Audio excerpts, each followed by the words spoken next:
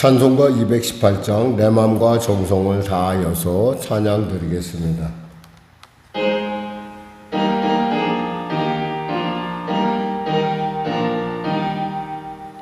내 맘과 정성을 다하여서 주 너의 하나님을 사랑하라. 내 몸을 아끼고 사랑하듯 형제와 이웃을 사랑하라. 주께서 우리에게 명하시니 그 명령 따라서 살아가리.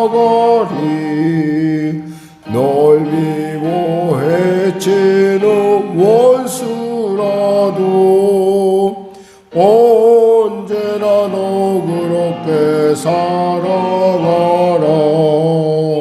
널 핍박하는 자 위에서도 신실한 마음으로 복을 빌라. 주께서 우리에게 명하시니 그 명령 따라서 살아가리. 나 항상 주님을 멀리하고 형제를 사랑하지 못하였다. 이러한 죄인을 사랑하사 주께서 몸버려 죽으셨다. 속죄의 큰 사랑 받으니 몸 내 생명 맞춰서 충성하리. 아멘.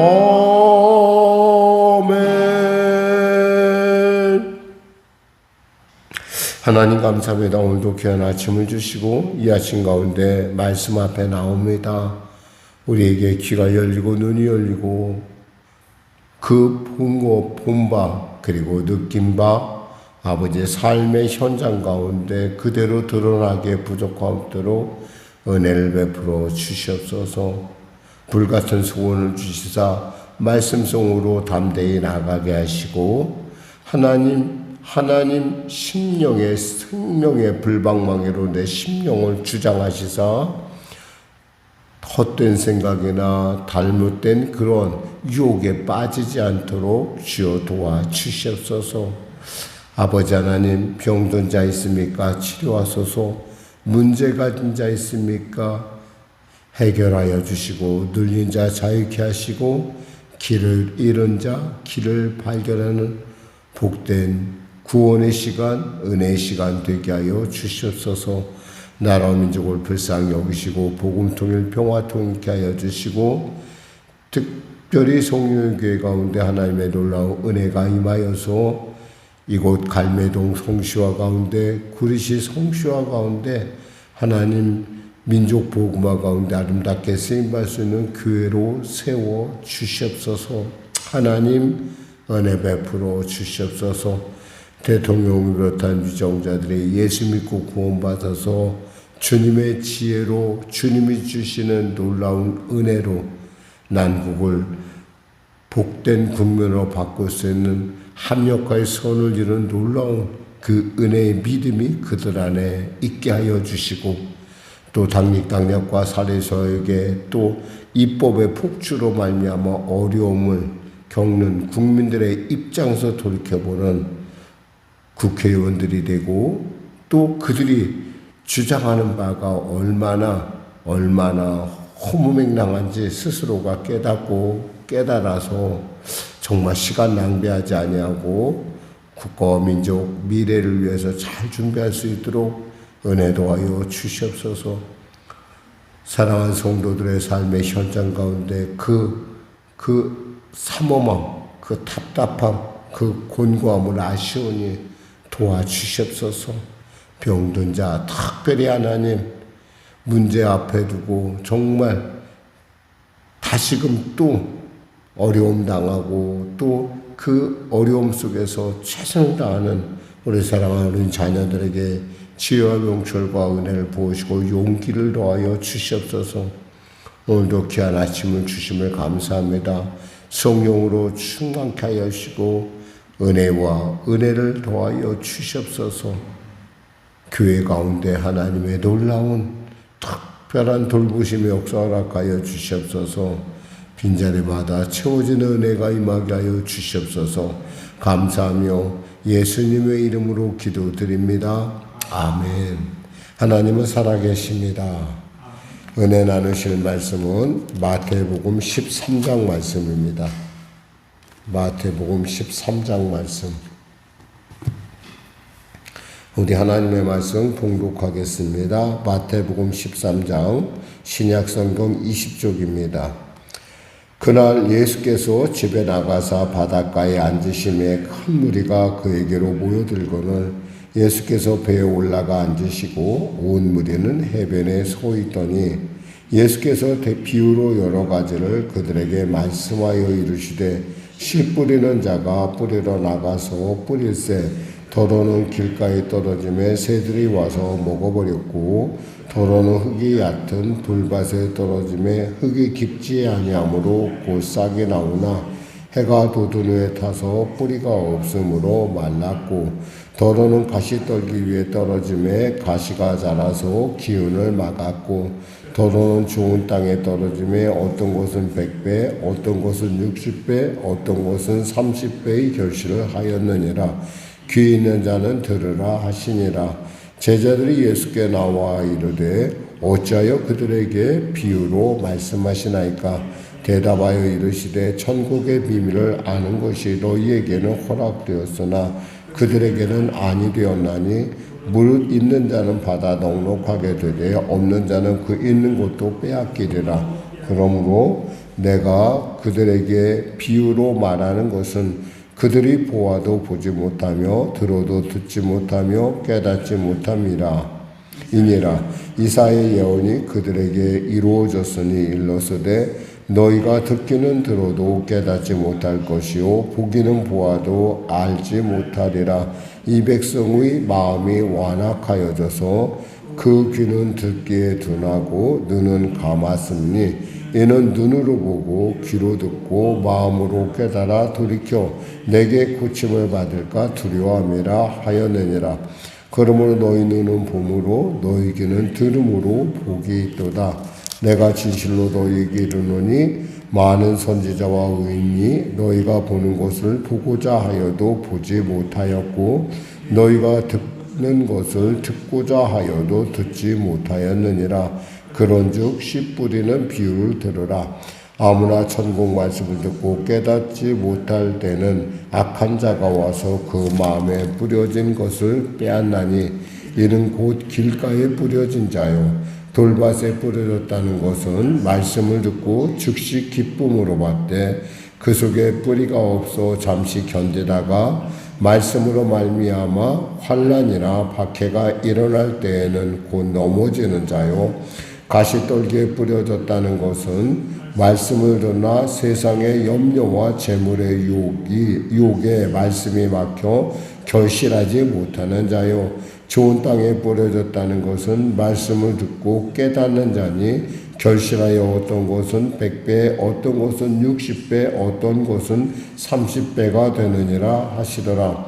예수께서 그들 앞에 또 비유를 들어 이르시되 천국은 좋은 씨를 제밭에 뿌린 사람과 같으니 사람들이 잘 때 그 원수가 와서 곡식 가운데 가라지를 덧뿌리고 갔더니 싹이 나고 결실할 때 가라지도 보이거늘 집주인의 종들이 와서 말하되 주여 밭에 좋은 씨를 뿌리지 아니하였나이까?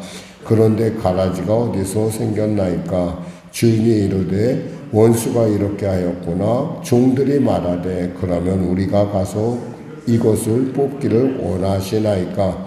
주인이 이르되 가만두라. 가라지를 뽑다가 곡식까지 뽑을까 염려하노라. 둘 다 추수 때까지 함께 자라게 두라. 추수 때에 내가 추수꾼에게 말하기를 가라지는 먼저 거두어 불사르게 단으로 묶고 곡식은 모아 내 곡간에 넣으라 하리라.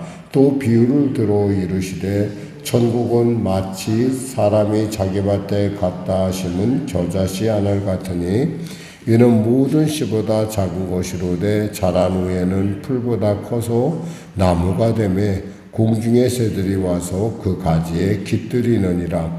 또 비유로 말씀하시되 천국은 마치 여자가 가루 서말 속에 갖다 넣어 전부 부풀리게 한 누룩과 같으니라.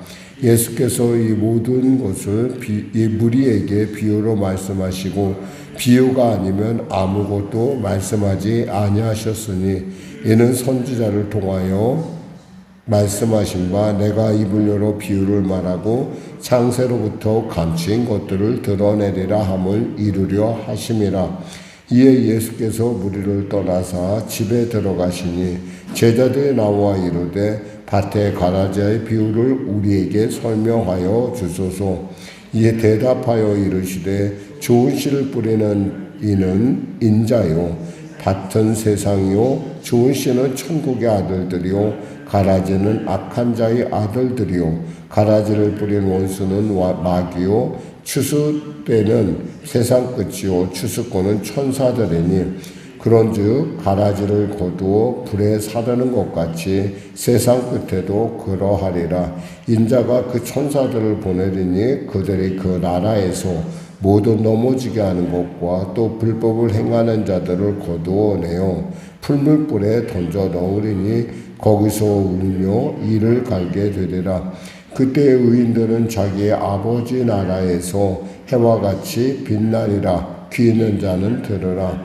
천국은 마치 밭에 감추인 보화와 같으니 사람이 이를 발견한 후 숨겨두고 기뻐하며 돌아가서 자기의 소유를 다 팔아 그 밭을 사느니라.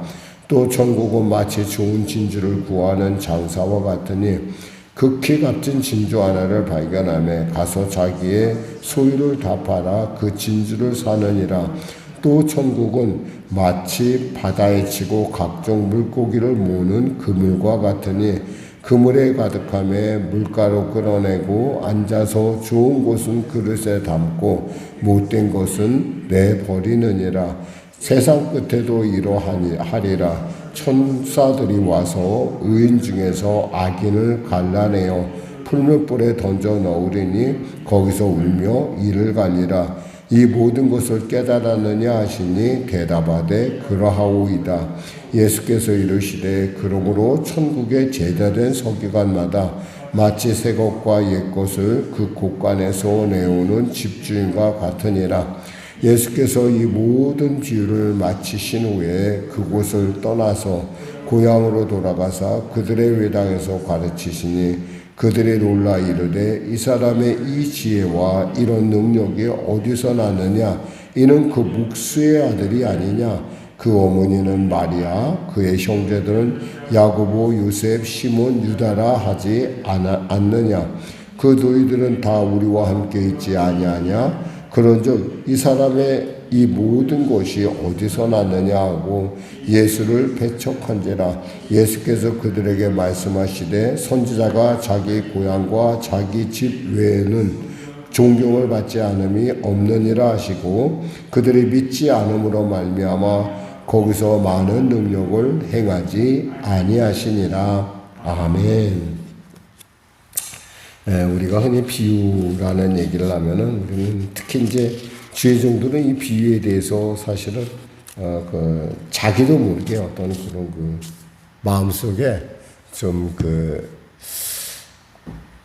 비유를 어떻게 풀어야 될까라고 하는 그런 생각을 많이 갖습니다. 특히 이제 왜냐하면 이게 특히 이제 이단들이 비유풀이라는 허무맹랑한 어떤 그런 과정들을 통해서 사람들을 미혹한다는 거죠. 이 비유를 제대로 풀려면은 무엇보다도 제일 먼저 마음의 완악함이 없어야 돼요. 여기서 보면 15절에 보면 이렇게 말씀하십니다. 너희가 14절에 너희가 듣기는 들어도 깨닫지 못할 것이요 보기는 보아도 알지 못하리라. 그 이유는 뭐냐? 이 백성의 마음이 완악하여져서 완악하다는 거예요. 완악하기 때문에 좋은 말을 들어도 좋은 건지 모르고 그 말에 대해서 관심이 없어요. 그러니까 하나님과 바라보는 방향이 다르다는 거예요. 예수님과 바라보는 방향이 다르니까 해석도 지멋대로고 또 그 해석대로 지목되는 하는 그 해석을 갖다가 마치 이렇게 좀 인간적으로 풀어나가니까 또 이제 그것을 볼 때 굉장히 쉽게 받아들이는 그러한 어떤 이단에 빠진 사람들을 봅니다.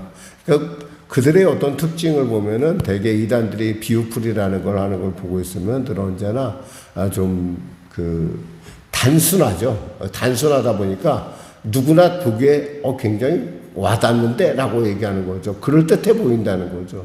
근데 복음은 그럴듯한 것이 아니라 복음은 있잖아요. 그 자체가 믿음의 대상이고 그 복음은 정확하다는 거예요. 그리고 1.1획도 변함없이 이루어진다라는 거예요. 그러니까 그 무게가 느끼는 무게가 다르다는 거죠. 예를 들면 흔히 말해서 그들은 어떤 시나 이런 뭐에 대해서 이것은 뭐 사람이다, 말씀이다. 예수님이 그렇게 말씀하셨는데도 불구하고 그렇게 풀어나가요. 그러니까 그렇게 풀어나가면 좀 적응하기가 마치 수학 공식과 같이 탁탁 적응된다고 생각을 하는 거예요. 근데 실제로 우리가 말씀을 이렇게 우리가 다시 보고 또 다시 보지만은 말씀은 그렇게 단순하게 이렇게 딱딱 풀어지지가 않아요. 또한 이것에 대해서 우리가 또 그러면 그렇게 풀지 말고 어떻게 풀어야 됩니까? 라는 어떤 방법론의 또 다른 얘기가 나오는데 우리가 그것은 가능하면 이 비유가 갖고 있는 특징 중에 하나는 뭐냐면 그 당시 사람들에게는 이 비유가 그리 어려운 것이 아니었다는 거예요. 그 당시 사람들에게 이것이 단순한 얘기예요.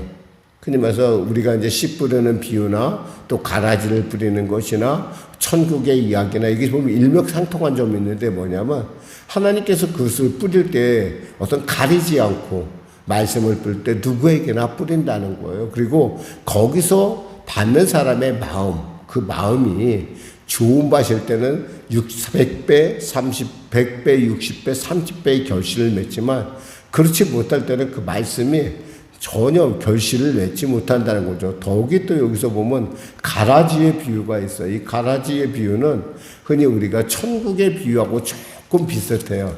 이 가라지들이 덧북 치고 한다. 그러니까 뿌린 데다가 안 좋은 곳을 뿌린다는 거예요. 그런데 그 뿌린 안 좋은 곳들에 대해서 심판을 뽑아내지 않는다는 거예요. 이게 농사를 짓는 사람들은 이것이 어쩌면서 굉장히 가깝게 와닿는 비유예요. 요즘 이제 들판에 나가면 특히 이제 논밭에 가면요. 요즘 이제 드디어 이제 가라지가 흔히 벼하고 가라지가 드디어 자기의 본색을 드러내서 달라지는 때입니다.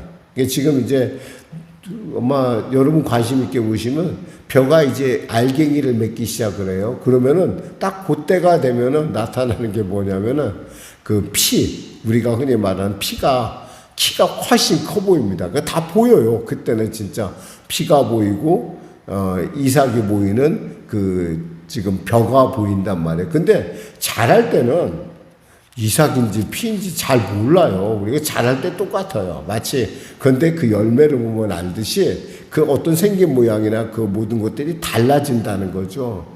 여기서 참 우리가 이제 좀 이해가 못하는, 그럼 하나님께서 그 가라지는 하나님은 다 아실 텐데, 하나님은 그 가라지를 알잖아요. 근데 하나님은 그 가라지를 그냥 둬요. 왜 그냥 둘까? 두 가지 이유가 있을 거라고 생각해요. 첫 번째 이유는 뭐냐면, 우리가 무엇보다도, 뿌리가 서로 엉켜 있다는 거예요. 이 뿌리가 서로 엉켜 있으니까, 이게 이제 가라지를 뽑으려고 그러면 피를 뽑아내려고 하면 다시 농사꾼이 가서 빼는데 그 뿌리를 뽑아내기가 쉽지가 않아요.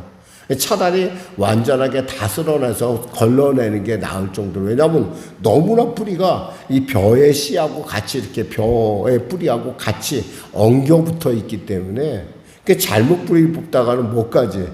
벼까지 다 손해를 본다는 거예요. 우리가 원하는 건 뭐예요? 벼농사잖아요. 김순곤 박사가 이런 얘기를 했어요. 김순곤 박사 여러분 잘 알지만 이분이 옥수수 박사잖아요. 옥수수 박사인데 이분이 나이지리아에서 옥수수를 그 종자를 개발합니다. 근데 이 나이지리아 가면은 이 아프리카 쪽에는 앙마이 풀이라고 부르는 스트라이거라는 아주 골칫거리 잡초가 있다고 그래요.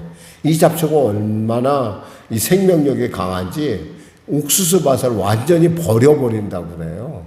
그래서 이제 사람들이 생각한 것이 뭐냐면, 그럼 스트리거를 없애면 되지 않느냐. 그 스트리거를 없애면은 그러면 옥수수 농사가 잘 될 거 아니냐라고 해서 사람들이 개발했던 것이 스트리거를 없애는데 최선을 다했다는 거예요. 거기에서 근데 이 스트리거라는 것이 얼마나 이 적응력이 좋은지, 제초제, 거기에 맞는 제초제를 뿌리면요, 그 당시에는 스트리거가 싹 없어지는 것 같은데 조금 있으면 그 다음에는 적응이 돼가지고 또 다른 적응된 종자가 또 나온다는 거예요. 그래서 이분이 그러면 이걸 그냥 그렇게 되지 않는다. 그러니까 다른 사람들은 그 생각을 못했는데 이분은 결국 공존을 택해야 되는가라는 생각을 한 거예요. 그래서 아예 스트리거를 일부를 남겨두고 농사를 짓는 거예요. 그러다가 이제 종자 개발에 성공했다는 거예요. 그래서 아프리카 사람들의 어떤 굶주림의 문제를 해결했다. 우리가 이 부분을 이렇게 생각해 보면, 우리가 교회에서 이렇게 생활하다 보면 어떤 사람들은 보면은 저 사람이 어떻게, 그런 사람이 어떻게 우리 공동체에 있을까라고 하는 사람들이 우리 눈에 띄어요.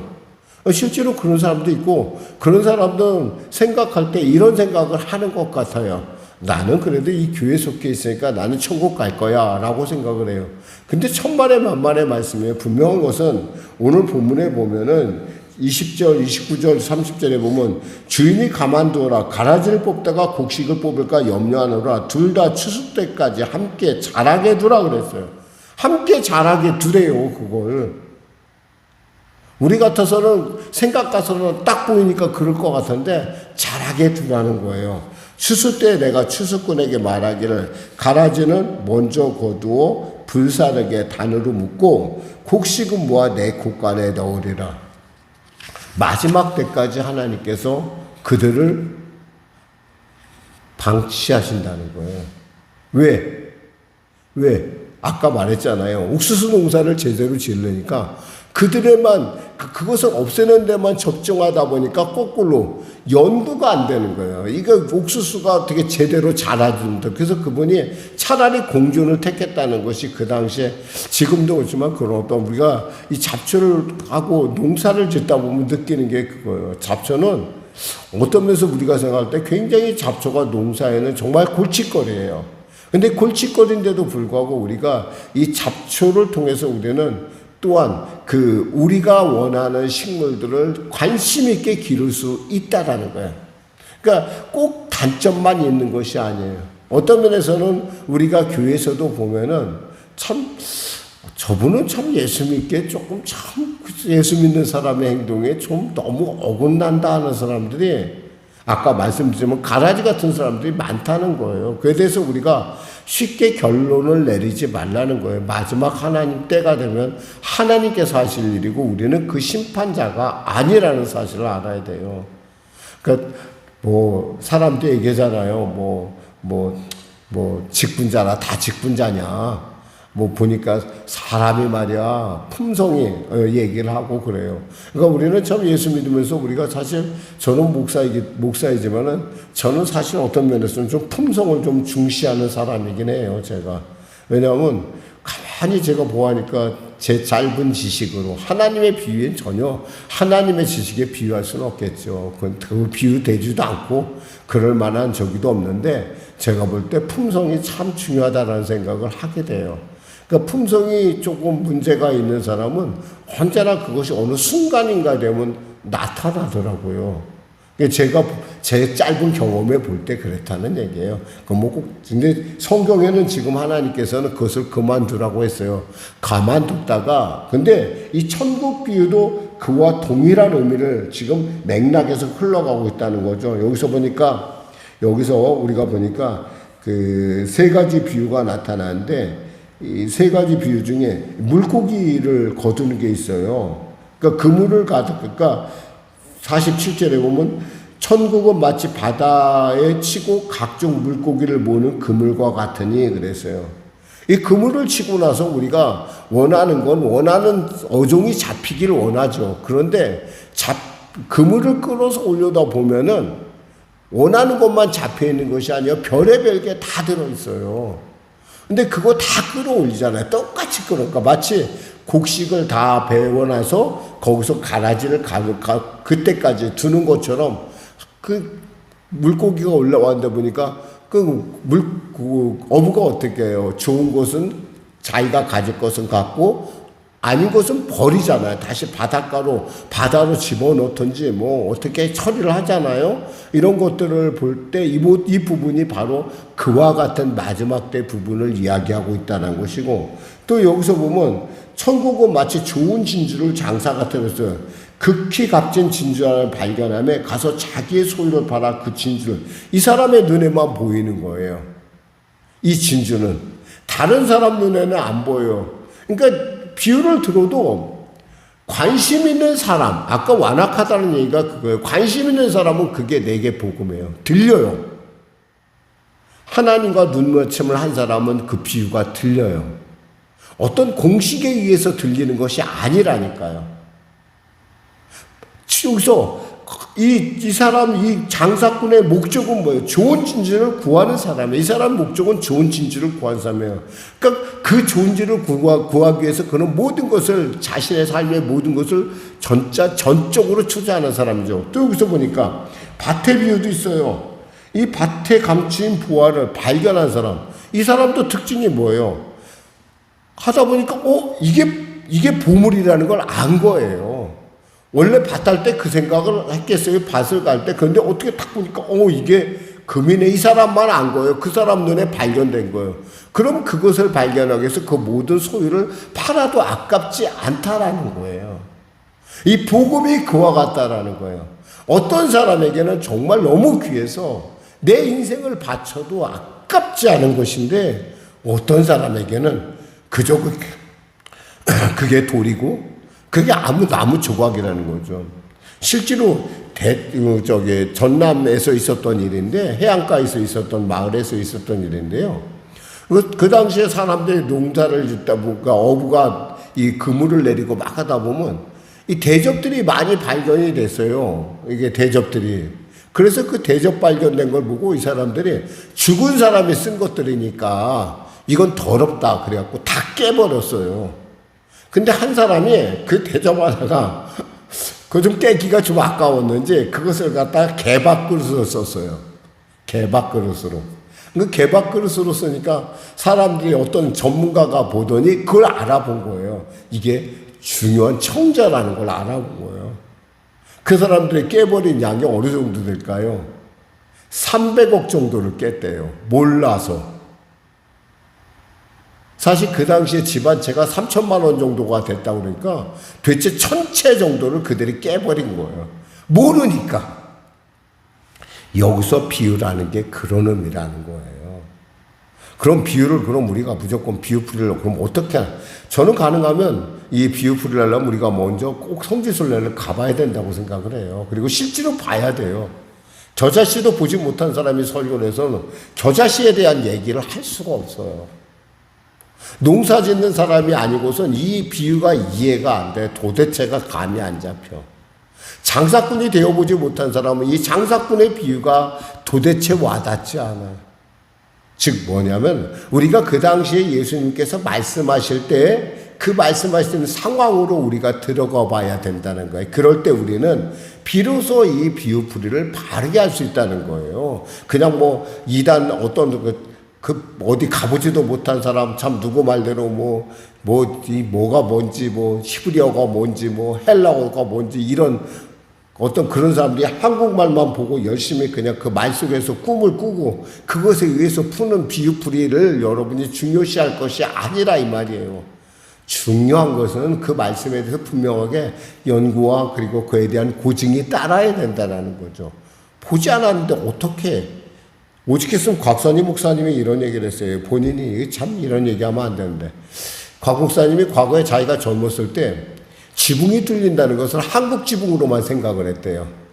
이 지붕이 뚫린다는 걸 이해 못했다가 성지순례를 가서 비로소 이해했다는 거. 저들의 지붕이 진흙과 집으로 만들어졌으니까 물을 뿌리면 구멍이 떨어지는구나. 근데 자기가 그것을 갖다가 멋있게 성동하려고 보니까 뭐 여러 가지 말을 붙이고, 그분이 좀 말을 잘하잖아요. 말씀을 잘하시는데 그랬다는 얘기를 한번 하신 적이 있어요. 그런 것처럼 우리가 이 비유 풀이는 전적으로 우리가 정말 관심이 있어야 되고, 이것에 대해서 우리가 전혀 이런 거야 라고 이렇게 단정을 할 만한 우리가 그런 상황이 아니에요. 왜냐하면 우리 시대가 다르니까, 그 상황이 다르니까.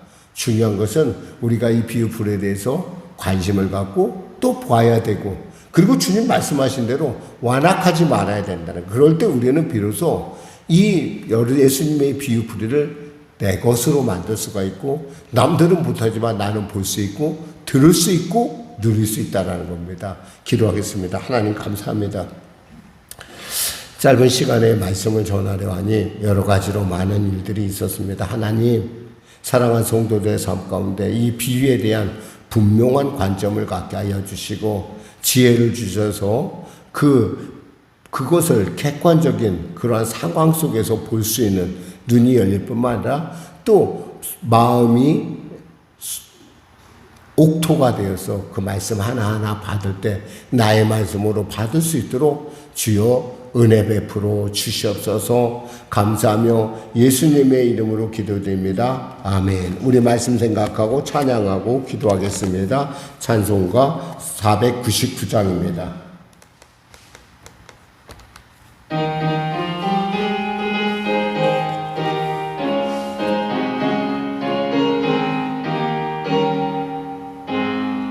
흑암에 사는 백성들을 보라. 수많은 심령 멸망하겠네. 그 누가 갈까? 주의 복음 들고 생명을 구원하는 곳으로. 큰 권세 주께 있으니 권세 주께 있으니 너는 가서 주의 복음 전하라. 주가 너 항상 지키리라. 구원의 문은 넓게 열렸으니 십자가 군경 일어나거라. 너희의 힘을 하나로 뭉쳐서 죄악의 쇠사슬을 끊어라. 큰 권세 주께 있으니 큰 권세 주께 있으니 너는 가서 주의 복음 전하라. 주가 너 항상 지키리라. 온 천하 만민 승리의 그날에 영광과 찬송 주께 드리네. 속죄함이 구원 받았으니 기쁘게 할렐루야 부르세. 큰 권세 주께 있으니 큰 권세 주께 있으니 너는 가서 주의 복음 전하라. 주가 너 항상 지키리라. 하늘에 계신 우리 아버지, 아버지의 이름을 거룩하게 하시며 아버지의 나라가 오게 하시며 아버지의 뜻이 하늘에서와 같이 땅에서도 이루어지게 하소서. 오늘 우리에게 일용할 양식을 주시고 우리가 우리에게 잘못한 사람을 용서하여 준 것 같이 우리 죄를 용서하여 주시고 우리를 시험에 빠지지 않게 하시고 악에서 구하소서. 나라와 권능과 영광 영원히 아버지의 것입니다. 아멘.